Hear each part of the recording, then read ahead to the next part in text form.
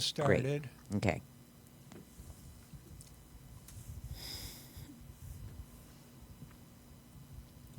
Twitch has accepted the stream. Great. YouTube has accepted the stream. And Dr. Sinha, Dilip, I want you to meet Sameria. I haven't really introduced her properly. Nice Sameria. meeting you. Facebook has accepted the stream. Wonderful. Okay, are you ready to start the show? Yes. Yes, we See are. where the timer is on the screen, Sameria? Yes. Okay, when it says on the air, you are on the air. Okay. And then, and I Do I need have to do the I whole still need clapper to. thing? Oh yeah, I'm sorry. I gotta And I still need- send Vicky the link. I still need the link. Yeah, to just. All right, Yeah, don't do anything yet, Sure. Sameria. just 1 sec. Yeah.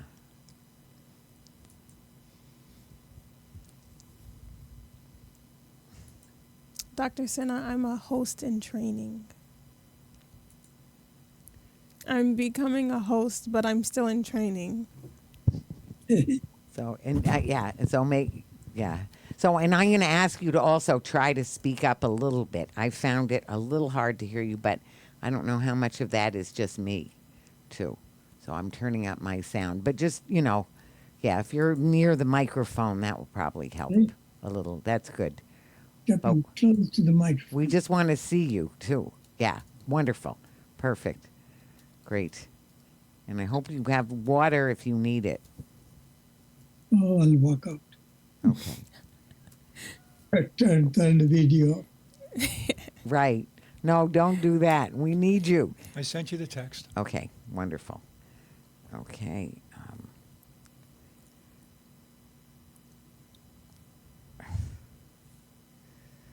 Okay.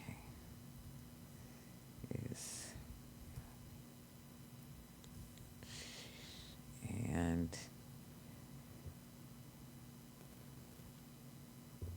wonderful. Okay, next. Okay.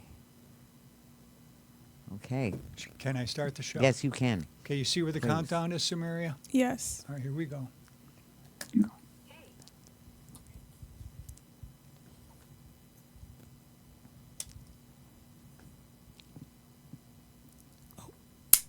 Welcome to Talking Peace at Western New York Peace Center, being recorded here at Think Twice Radio in the home of the future and also the home of Richard Ricca. Thank you, Richard.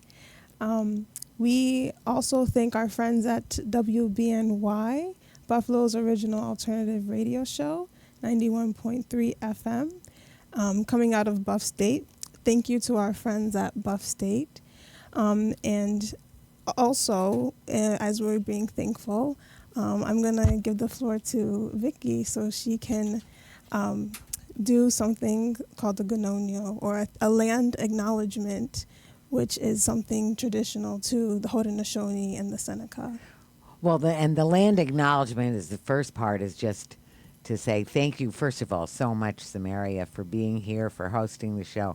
And the only thing is that for the land acknowledgement, just to say that we are on, all of us, I think, sitting on stolen Haudenosaunee land, land of the Seneca, the keepers of the Western Door. And then the other thing that we like to do sometimes is to follow their wonderful example of the indigenous wisdom that here in this place, people would, the Seneca people would start every day and every event off by giving thanks.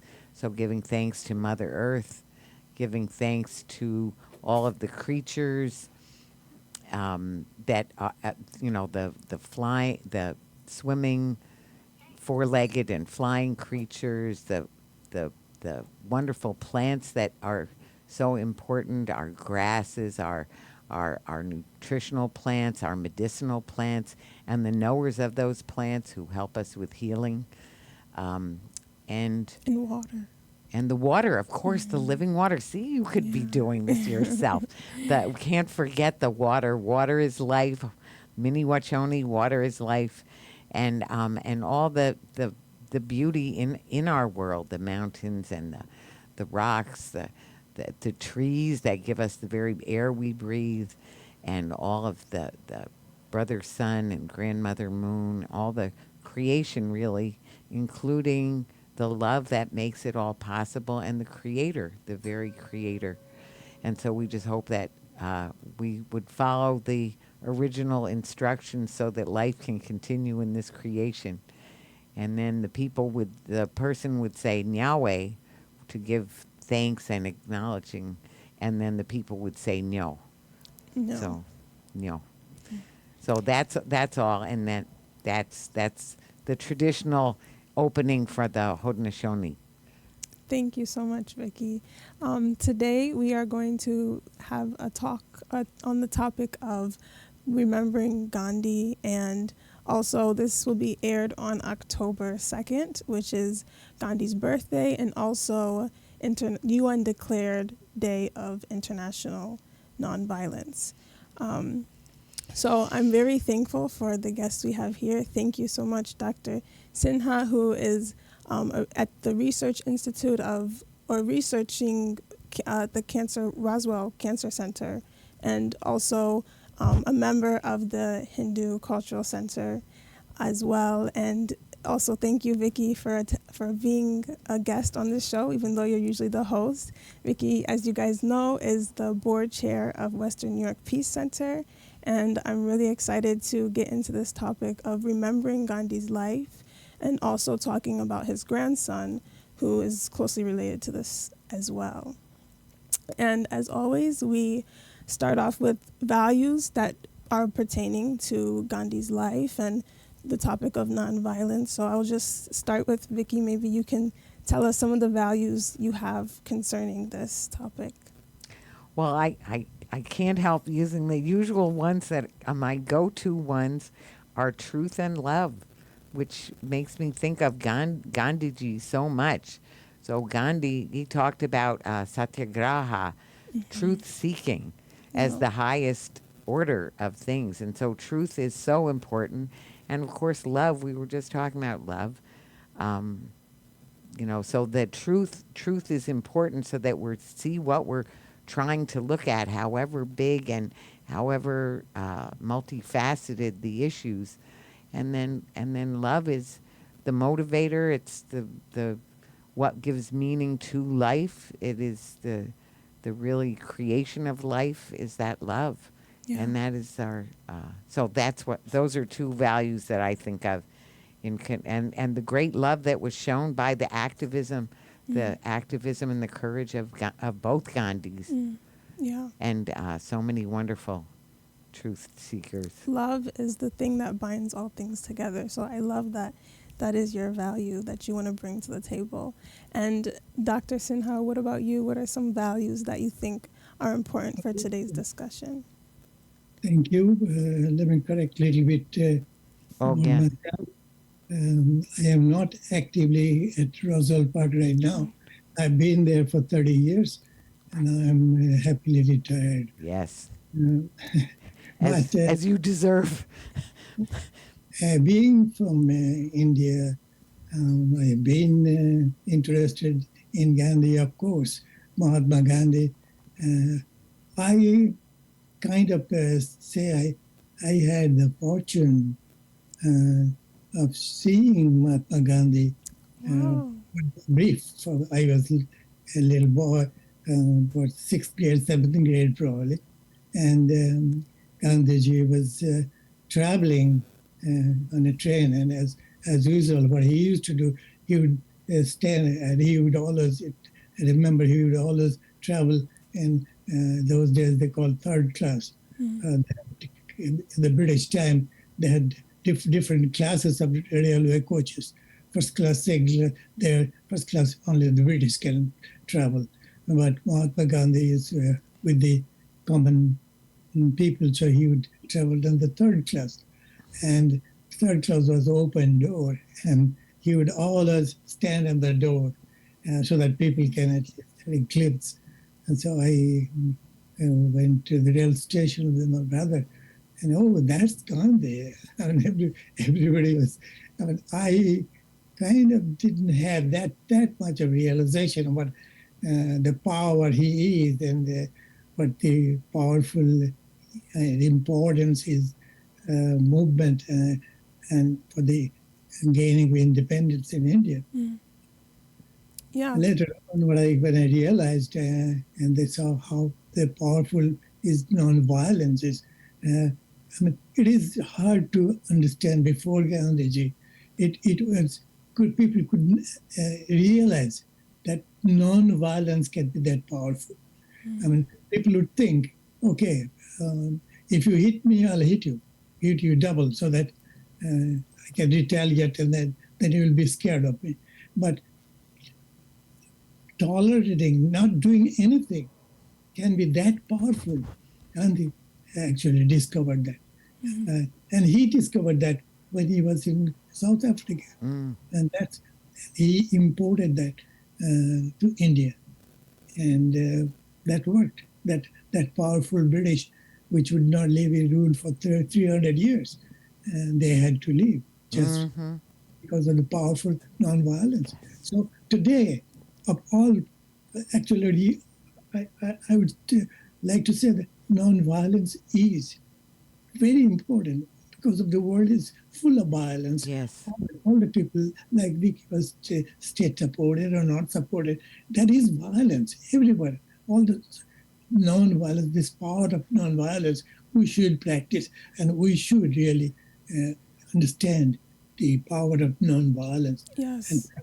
Thank you. Yeah, that was so powerful. And some of the values that I took from what you just said is how humble Gandhi was, even in his own country, to sit in third class, even though he had the respect to go in a higher class. And his what he experienced in South Africa, and the discrimination and the racism, and how he saw how colonialism affected the indigenous people there as well, and how he brought what he experienced in South Africa, and how the movement really began after he came back from South Africa, and how nonviolence is so important, and being able to choose to not choose retaliation when you have been inflicted violence on yourself. I think it's all in our nature to choose to be violent when someone inflicts violence on ourselves, but him deciding to, when someone slaps him on the cheek, he turns his left cheek and he doesn't retaliate, and that takes a strong person to do so. So those are really great values that you bring to the table. And I think some values that come to mind for me is being like just choosing, having reflective choice. We have to be really thoughtful in our decision makings, and the thoughts that we have are really powerful, and that we have to be very careful what we do with our thoughts and how we act upon them. Yes. So for me, I think I want to value for this conversation is reflective choices that we can implement in the world, choices that lead to a nonviolent future, that lead to peace, that lead to reconciliation and understanding, which I think that Gandhi was really trying to aim for, and also liberation for people to decide, the self-determination for people to decide their own future in their own country. So that was amazing. Thank you guys for your input on that. And we have already started talking about Mahatma Mohandas Gandhi. For those who don't know, what does Mahatma mean? Well, Of course, go please. Mahatma is Atma is soul, the great soul. Okay. That's the title affectionately people gave Mahatma, because this great soul he had, and that's whenever I think about Gandhi, those things. I was growing up in India those days, and I was a child. I didn't really realize what's happening. But after I grew up, I started, I should say, meditating on Mahatma Gandhi, seeing what he did. It is enormous, enormous. If you think about it, the thought, the his intellectual power, peaceful yet powerful. The final the straw on British government at that time, the rulers, the people who were suffering. The final straw was they call salt movement, the Dundee movement. That was the final straw, because look at it, how simple. He walked from one side to 250 miles. He walked, just walk, and nothing, villages after villages. And then they saw him walking and they joined him. How simple way to gather people, how simple way to bring in the message to people's mind. And after he walked 247 miles, he had thousands and thousands of people walking with him. He didn't even ask them to do it. People saw him, he was walking. So that's what, and the powerful is nonviolent, the movement at the end is we will make salt from the seawater. The British had a high tax on salt for the poor. But ocean water is free. I can make salt from the ocean water. The British doesn't want that. So it says, okay, you want to beat me up?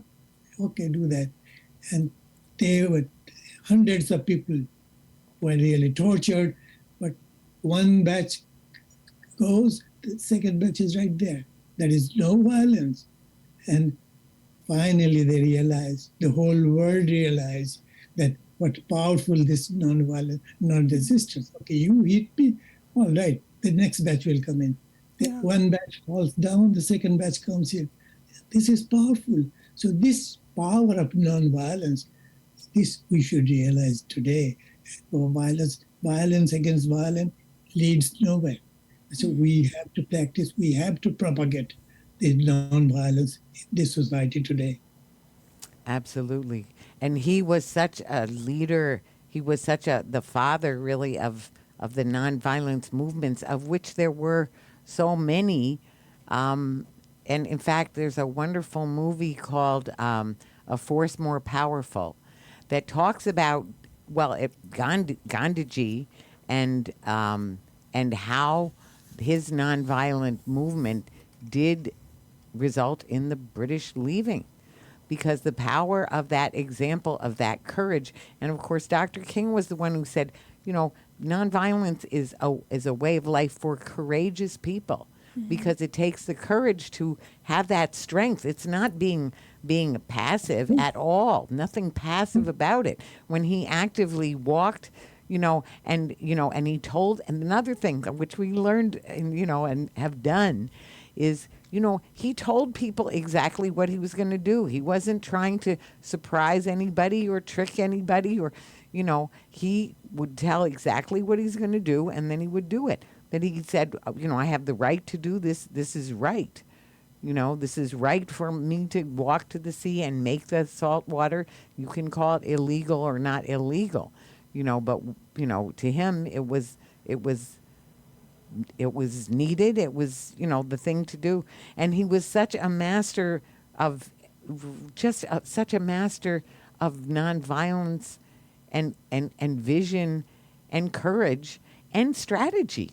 His strategies were because they worked both from the point of the principles, because his principles were sound of justice, and then his standing by principle made him have the strength to do things that were wise and fruitful. So and again, his example. So I was just mentioning that film. So there are other examples. So the civil rights movement in the U.S. that followed, because of course Dr. King studied Gandhi, and then pardon. Nelson Mandela. And Nelson Mandela, yes, that's another one that's in the movie. Nelson Mandela's wonderful example, which and then. The Danish people who all decided to wear, if the Nazis were making the Jews wear Star of David, they would all wear Star of David. So, the whole population. And then and the last one was Solidarność, the nonviolence of the Polish workers when they, Solidarność. yeah, so it's like solidarity in Polish. Oh, okay. It's solidarity, Solidarność. So anyway, he was such a great teacher and such a brilliant person, and not a perfect person. I don't think that he would ever. In fact, he would be the last to claim it. So what you said about his humility, I know when he wrote his autobiography and he talked about all his mistakes and things, imperfections, and people said, "What are you doing?" And he said, "This is exactly what I need to do." So that humility and the sharing and the acknowledging that he's a human being. Yeah. But he's such a great soul. And that great soul is the humility is a huge part of it. I just want to say, when I was in India, when I was blessed to go to India, just very briefly, I was in Delhi, right before his birthday. So the first and second, and on the second, I was actually at Vandana Shiva's Nondavya farm, so where she was going to have the Women's Biodiversity Conference, very much informed by Gandhiji, and back to that speaking truth to power and doing, justice principled action for the people, for the people. But anyway, so they're getting everything all set so that it's going to be a great big celebration on his birthday. And I did get to go to the Gandhi Institute and to the Ghat where he was cremated. That's good. And then there was the last place, and I didn't get to go in there, but there was one place of Gandhiji that was what they put up. There was a military school right across the street. And I want to say I felt that feeling that I've had in many other places, including in Jerusalem or in Washington D.C., where we have things that remind us of the finest things, the most wonderful things, and then we have the examples of how we're not fulfilling those examples, So anyway, I just wanted to say that his teachings are so important, and they, they inform us in all of our actions, our nonviolent direct action, all over the world.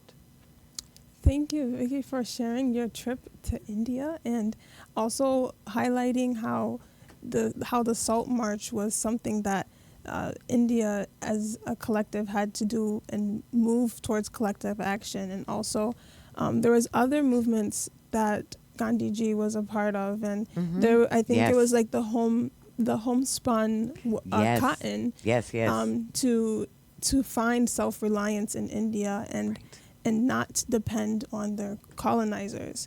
So do you guys want to talk a little bit about that and about the other movement with the home woven, how people would also carry around a spinning wheel to make his own, and it's amazing how he got a lot of other people, like what a brilliant mind to get other people to join in with him and oppose systematic systems of power with nonviolent action. So it's very interesting, and I think that is something we can all learn, carrying out our vision into the world. We don't have to do it by violent means. It can be through peaceful means as well. And I think peaceful means actually, the way he did the thing, you practice yourself, what he believed in. That's what problem is today. Our leaders say something and do something differently. Right. They don't believe what they say. Right. So But Gandhiji's thing was he believed in what he said. He practiced what Right. he advised. So when he said, okay, homespun cotton, Right. uh, then he meant it. He did his own spinning wheel.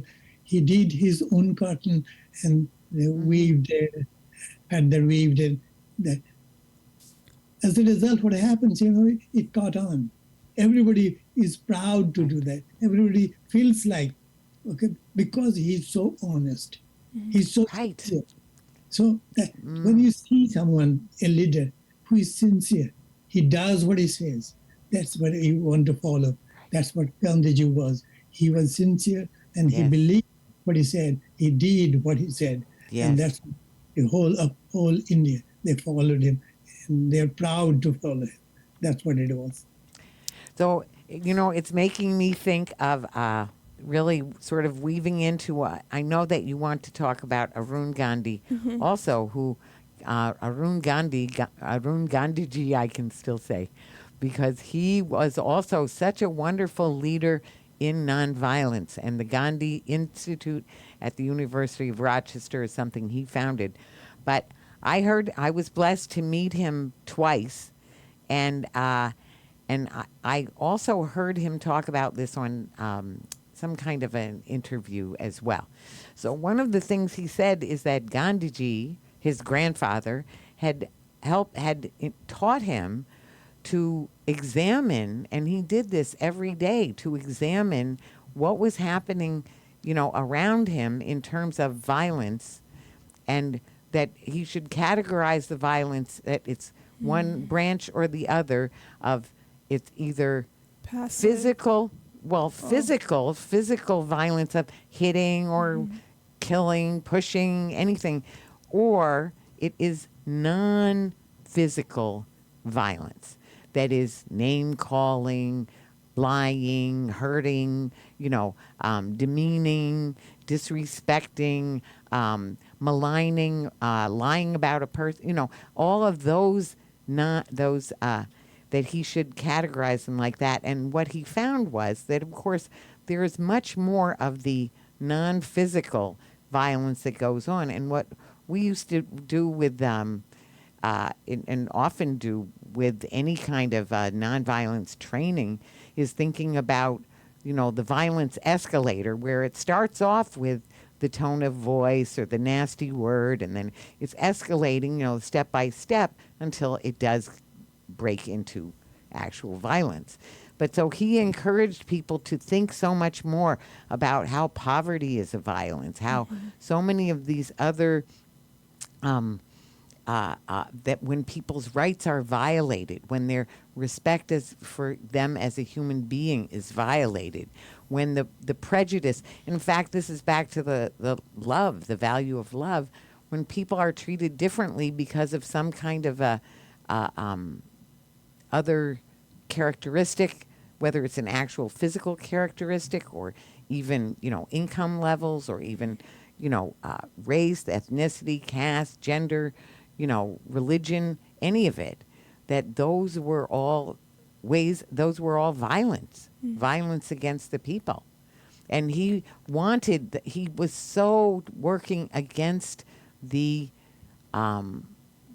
he so wanted the unification of India, and that was a heartbreak. And of course, he was assassinated. Right. And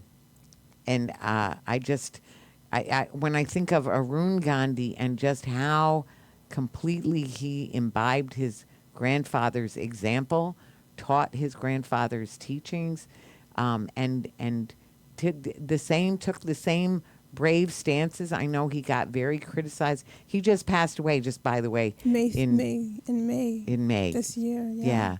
So he got in a lot of trouble with people over his stance about Israel and Palestine for speaking out on that issue. One quote from Gandhi before we move on to his grandson. He says that we may never be strong enough to be entirely nonviolent in thought, word, and deed, but we must keep nonviolence as our goal and make strong progress towards it. So remembering that, well, at least my value of monitoring your thoughts and how your Right, thoughts can right. also lead to Yes. violent actions, either passive or physical violent actions. And that is so important. And then Arun Gandhi, who founded, him and his wife founded the Gandhi Institute of Nonviolence, which is actually in Rochester, an hour away from here. Actually, and Go ahead. Yes. Arun, I had the fortune to know him personally. Wow. He came to Buffalo 2007. Catholic Charities, they invited, I think Peace Center was also involved. Yes. And I got involved in that. So I was, from the beginning, I was very involved. And I invited him to our temple for a lecture. And actually, he had dinner with us in our house. So we really got into personal. He's a year younger than me, and so that way we were very close. We got into personal things. So one thing, interestingly, he told me that when he was grade school little boy, he visited. Actually, he was brought up in South Africa. When he was very little, Gandhiji moved to India, and then he went to India to visit him and stayed for a couple of years with him in the same Sabarmati ashram and the hermitage Gandhiji had. So Arun said what his grandfather made him do: wake up in the morning, have breakfast, and go into the neighborhood area where there are day laborers and all sorts of, working people, and go to their areas and play with their children. So he said the idea was from a childhood, because he was brought up in a well-to-do family, says he should know that how other people live, their day-to-day, their poverty, so all the children don't have what he had. So that's how every day, when he was in India for a couple of years, so most of the days he said, go in the morning, play with the children. So he had to go play with the children, what we call slums. Okay, so those people. So he had the personal knowledge what other people live, how other people live, so how the poor people live. So he had the personal. Gandhiji made him do that. So that was very interesting. So much humility, so much kindness. And actually, I'm going to say I had not realized that he had passed away. When we were preparing to do this show, I wanted to ask him to do a show with us for his grandfather's birthday, and then I found that he had passed away in this past May. So it's a... His Peace Center was in Memphis, Tennessee. And that moved to Rochester after his wife, Sunanda, died. Sunanda passed, that was 2007, 2008, 2007. Oh, boy. Sunanda passed away. And then he was having problems. And then they moved to Rochester University Riverside campus. That's when his Peace Center moved. That was 2008. That was, and when I met him, it was 2016. He did. That was already moved to Rochester. Yeah. But before that, right. Up to 2008, he was in Memphis, Tennessee. So, but when he moved, as he was close to us in Rochester, I met him in 2016 when he came as a speaker for the Sister Karen Klimczak Center for Nonviolence, our partner in Camp Peace Prince and in lots of other things. And he did, his humility was so incredible. It was so, he would not allow anybody to take the dust off his feet, anything like that. And then the other time was at, he did an event that we were part of with, and I was privileged to be there with, a part of that event with Niagara University in 2019. So those are, fairly recent. Then, of course, we had the COVID, and then he actually was in India when he passed. Yeah. So, but anyway, he again, living by his grandfather's example of that courage, of speaking truth to power, of standing on principle, and of that extreme humility, and that wonderful awareness that he had of and that wonderful love and compassion for different peoples, and that no different people should, no, ethnic or religious groups should be penalized by other groups. So that is where he got in trouble with the questions about Israeli and Palestinian, the oppression, the occupation, because when they say, the land without a people for a people, the people without a land, a land without a people for a people without a land. It wasn't a land without people, so there were already people there, and there were all kinds of political reasons that happened the way it did, which didn't back to the Allied, the British and the Americans trying to keep a foothold in that area to protect their oil and gas interests, but. Anyway, his gentleness and his love and generosity, just so amazing. It's really awesome that you guys got the pleasure to meet Arun Gandhi. I did not, but it just shows how people may pass away, but the ideas that they have and the legacy that they hold, it carries on from generation to generation. And how our ideas and what we say, what we do, they have an impact, and even after we pass away. Right. So that is very inspiring. And I also want to talk about, because on the Gandhi Institute at the University of Rochester, they have some of the things that they do is in like nonviolence education. So they have like a nonviolence toolkit.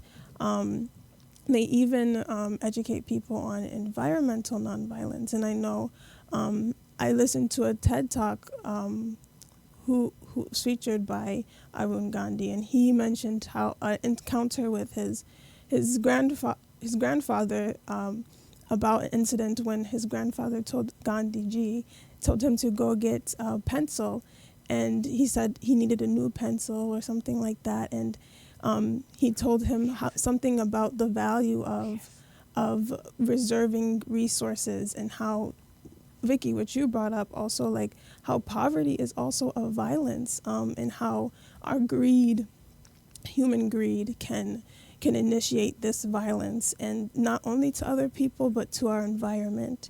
And maybe if Dr. Sinha, you want to speak on the importance of cows in Hindu culture, how cows are a symbol of nonviolence, and why some people decide not to eat cows or kill or slaughter them.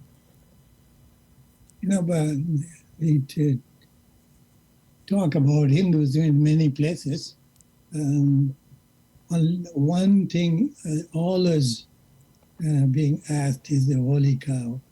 Now, this is of many misunderstandings. This is one major misunderstanding of the Hindus, particularly in India. Cow is sacred. Many Hindus consider cow sacred, is a goddess, that kind of thing, that kind of sacred, that kind of respect. Don't forget one thing. India from the ancient time, it's been agricultural country. And in the early days, they didn't have tractor. So look at cows. Cows is the wealth. Cows, they consider cows as vulnerable. This is so much valuable. Everything Yes. cows is important because what do you get from cows? Okay, the bulls would till the land, and the other cows they will pull the load. The cow will give the milk, which is the major food. Many, particularly those days, many Hindus were nonviolent and vegetarian, and the source of protein is milk, and the dependent on milk was enormous. They use yogurt, they use cheese, they use milk, and it's the life-giving, life-supporting. Mm-hmm. So cow is so important in the society. If you kill cow for the meat, Right. then you are destroying is the major wealth. You are destroying the major resource of the society. Right. So cow became sacred. Cow became worshipable, so that you revere, and that is the whole. In the scriptures, I have studied many of them. Nowhere it says do not eat cow. No, but it always says revere cows. It doesn't say the other thing. It doesn't say don't kill. It doesn't say respect. I mean, this is the positive way.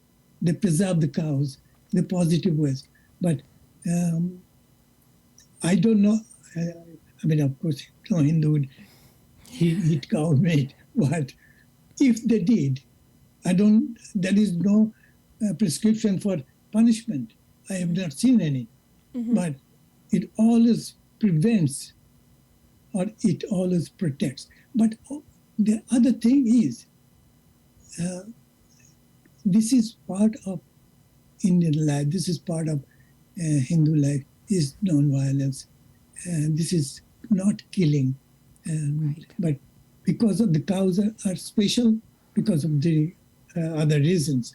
But in general, it's not killing, nonviolence is the general trend. Right. That's the myth about the whole thing. Mm-hmm. And that's, it's so important that's talking about nonviolence. So the UN declared Day of Nonviolence that is selected to be Gandhiji's birthday. October 2nd, they picked as the day to just uphold and revere and contemplate and work on nonviolence, which is, again, as you said, Dr. Sinha, Dilip, so far from where we are.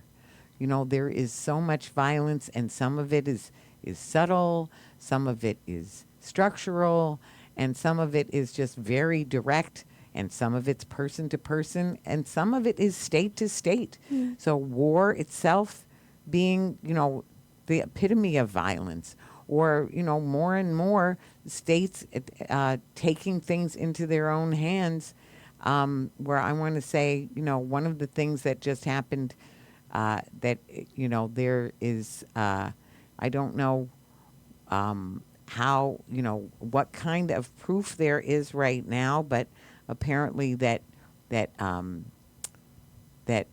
in Canada, the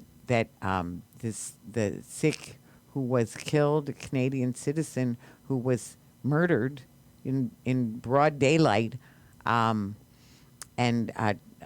Prime Minister Trudeau has said that he believes that was an act that was perpetrated by the state. Well, we know that states are doing that kind of thing. We know that our country has done that kind of thing with drone warfare on our own citizens, as well as other, other citizens that may or often have not been people that are terrorists, because they've killed the same person. They think it's the person, but they're wrong. So then they've claimed to kill the same person up to 7 times. So it's not that the U.S. is so blameless, but I mean, Saudi Arabia and what happened with Jamal Khashoggi. So there's on the state sponsored over on individual, or on the I mean, there's just a huge amount of violence going on by states, and yet we have some international laws that have been agreed to by the countries, and yet we have not found a way of really emphasizing and building the culture around that. So that's one of the things I like to talk about. And I want to quote Gandhi on one of my favorite sayings of his is, if we want to have peace, we must start with the children. So, I mean, some of the work that we do at Camp Peace Prince or at Peace Jam, some of the actually nonviolence courses at the Western New York Peace Center has taught, both, as wanted, as needed, and especially before any big protests, of which for a while there were many, and quite big, up to 5,000 people. So here in Buffalo. So some of the studying on nonviolence that needs to be filtering through so that people really believe in it, as you said, Dilip, that he really believed in it, and he struggled to live by it in every way that he could, and more as his life went on, that we can also do the same and try to instill that as well. And when we think of state-sponsored violence, these are all carried out through people who are in high places that don't think of other people's lives, and they think that they should take action upon themselves to create their vision, impose their beliefs and viewpoints on other people, and it ends up. And the U.S. is one of the examples of, violence towards other countries. I mean, we have a colonial past, and just like Britain, even though it may not be as significant and as long, but we do have a colonial past, and it even goes for like the Native Americans on this land. So that was one way that America was violent in the past. And I think some of the things that Gandhi wanted to uphold is the idea of unity and or tolerance towards other people of faith and other people of that have different traditions that he may not believe in. And for the Sikh activist who unfortunately was killed, he was a minority, and I think that there's something to be said through his death. Why are we not embodying the values that Gandhi was trying to put forth in his lifetime? Why are we abandoning it? And is it just easier for us to choose violence? Is that why we're doing it? Is there another way to go about it that we're not thinking about? So I think maybe we can talk about how India is India still holding true to Gandhi's values of nonviolence? Is the Prime Minister is he in agreement with Gandhi's values of nonviolence? Sameria, I'd put a little bit comment here. It is, I don't know, it's beyond my intellect to comprehend all these things that go on today. Things are a little complicated, not as simple. Like Vicky was talking about this Canadian situation, state-sponsored. Okay, the situation is this gentleman and the Sikh who was killed, um, right or wrong, he was an Indian, and they started separatist movement in Punjab. Mm-hmm. The Punjab, they want a separate country. They want to separate away from India. That's been going on and on. Okay, so he was the leader, and he was wanted by the government. He left the country, and he was sheltered in Canada because Canada has a big population of Sikh. Now the Canadian government don't want to do anything. Now, according to international law, this person is a criminal because he fled away from India while he was charged. So he fled away from one country, and now the Canada government will actually, I don't know whether they would support him, but they will not do anything because if they do something, the Canadian Sikhs will get upset and they will not vote for him. So just to protect himself, Trudeau, he says he looks the other way. And this gentleman, he keeps on starting against India government. And actually, he did like a burning temple, Hindu things. So he had been doing that kind of thing. And Canadian government was looking the other way because of the vote, Sikh votes. So now he's killed. Killed by who? Nobody knows. But they suspect the India government sent somebody to kill him. So now this becomes a state-sponsored violence. So these things are so complicated. I don't know whether it's international law, whether Canada should have repatriated him. But then if he does, then he loses his Sikh votes. So he wouldn't do it. I mean, it becomes so much complicated from the modern day politics that I don't know. But speaking of nonviolence, practicing nonviolence, Gandhiji always said, if you have to pay a price, you pay the price. And that is one example of Indira Gandhi. When she was Prime Minister of India, she was killed by her bodyguard. Her bodyguard was Sikh. And people, and at those times, still they had problems. India is continuously having problem with Punjab. So those days they had problem, and Indira Gandhi suppressed the situation. So people suggested that don't keep any Sikh as your bodyguard. But she had said, no, I trust them. But unfortunately, her bodyguard killed her.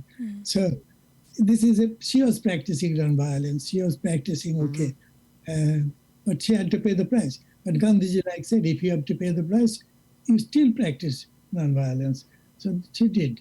So this is what is so important, so interesting that, first of all, very interesting to hear everything that you said about it. And I've had this violence, nonviolence conversation with a lot of people around oppression, especially. And so, and I think of Dietrich Bonhoeffer, who was killed. It was a Lutheran pastor who was killed by the Nazis because he knew about a plot to assassinate Hitler. And he said, violence is a sin that you take on yourself to protect other people. But so a freedom fighter, and what I can say is things are not simple. I agree that so many things are not simple, and that certainly the violence, nonviolence question, I'll never forget when a Black Panther said to me, I was arguing in favor of nonviolence, and he said, well, yeah, he said, but a little crazy glue in a police lock can do a world of good. So, I mean, what is violence? What is really violence? And what is really defending people's rights or other people's rights or something? Or is it a sin that we take on ourselves? The whole thing about power gets things very, very complicated because Gandhi wanted the unification, right? He didn't want to have Pakistan or East and West Pakistan, or he wanted one country, so, but we fall so short in being able to live together and share power and have shared leadership and have leaders with integrity. It's of course it is very complicated. I don't say that isn't, but that is where the principles. So that is what he always and that's what I always come back to: the principles and the spirit. So when we get into it gets murky, we come back to the principles and the spirit, and that can help us find our way through communication and cooperation, listening, and working together to find other solutions. But whoever is doing the killing, the one who does the actual physical violence, then they're definitely, it doesn't mean they are the only one who's wrong, but it definitely means they're wrong. I think that might be, or at least it's one possible way of looking at it. Dr. Sinha, I think you bring something interesting up is how the example of the bodyguard who was sick and killed the person he was supposed to be protecting, and then what we are seeing today that possibly that this sick activist who was murdered, we don't know who by, but then there's like this, when you take someone from somebody else, and then there becomes this like tit for tat. Well, you killed my beloved. Now I'm going to go after yours, and then there's this cycle because it stems from somewhere that's hurt in us, this hurt that we don't want to let go of, and that's the vicious cycle of violence. Right. And what can we learn from that?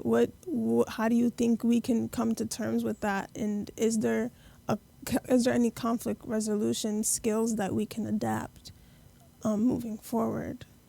So many of the reason I said that is complicated, and sometimes we don't have any control on that. We don't have any, because when it comes to the governments, like even when I don't know, nobody knows whether India government was involved in this killing.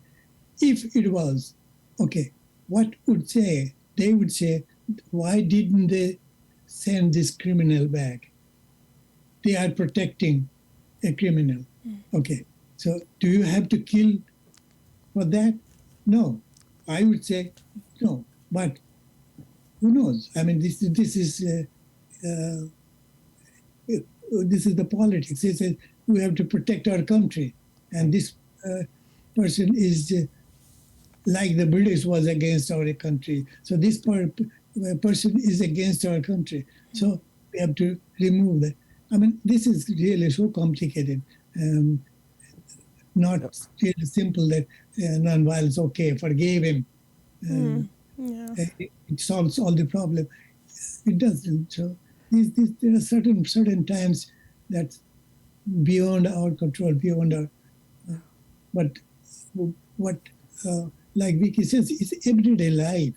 If we practice some nonviolence, the society will be much more peaceful. The society will be much more not violent, because every day we don't practice. I mean, not only physical violence, all sorts of violences we go through.